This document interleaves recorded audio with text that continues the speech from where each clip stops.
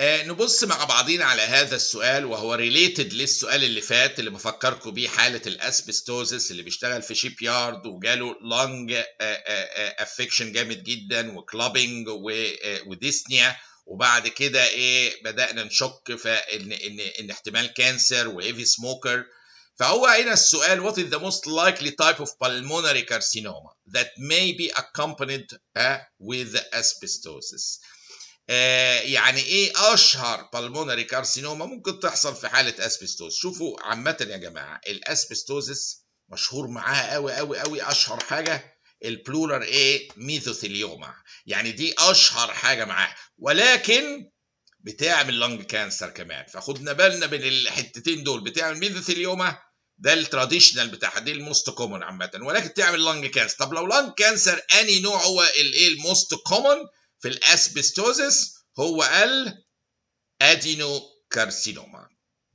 اهي معاها ادينوكارسينوما. اسبستوزس لو عملت لان كانسر هتبقى غالبا ادينوكارسينوما. وهنا شويه statistics بسيطه. الادينوكارسينوما was found to be the most common lung cancer في ال patients with asbestosis، يعني نسبتها فوق ال 45%.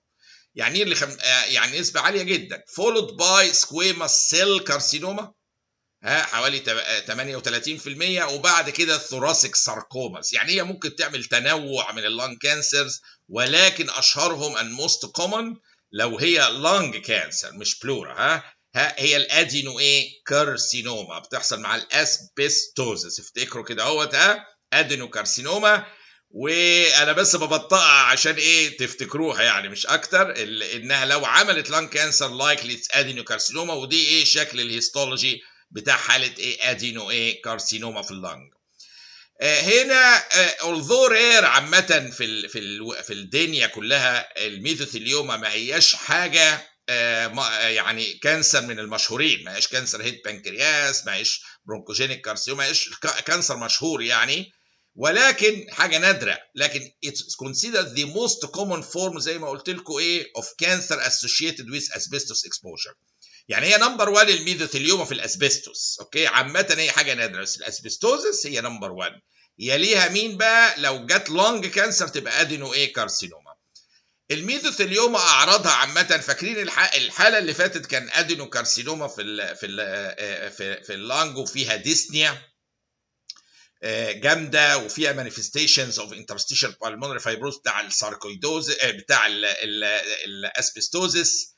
الميزوثيليوما لو حصلت اللي يخليني اقول حصل ميزوثيليوما؟ في عرضين مهمين قوي، اللي هو يبدا شيست بين. ما هو البلورا هي اللي فيها البين ريسبتورز بتاع اللنج نفسها مش بين. لو في كانسر جوه اللنج مش هيعمل بين، لكن اي حاجه تلمس على البلورا او كانسر من البلورا ده لامس على البين ريسبتورز على طول بيدينا بين. فيبقى بين في الشيست دي مهم قوي قوي لتشخيص الميزوثيليوما كلينيكالي. ودراي كوف، irritation من الكوف ريسبتورز اللي موجوده برضو موجوده هناك، ممكن irritation اللي هي تبقى دراي كوف تماما، غير البرودكتيف بقى بتاع الانفكشن وغيره. لا دي بتبقى دراي كوف irritative كوف من الميزوثيليوما نفسها في البلورا. ولكن بين في الشيست، هو ده يقول لك العيان جاله بين في الشيست، شك في اشك في ميزوثيليوما. يعني الاسئله بتلف حوالين هذه النقاط. لكن لو جاء اسبستوزس لوحدها وقال لك الموست كومن مالجنسي هو الميزو ثيليوما، خدوا بالكم من دي. لكن اللانج كانسر لو حصل ادينوكارسينوما هي الموست كومن. والى اللقاء مع سؤال اخر.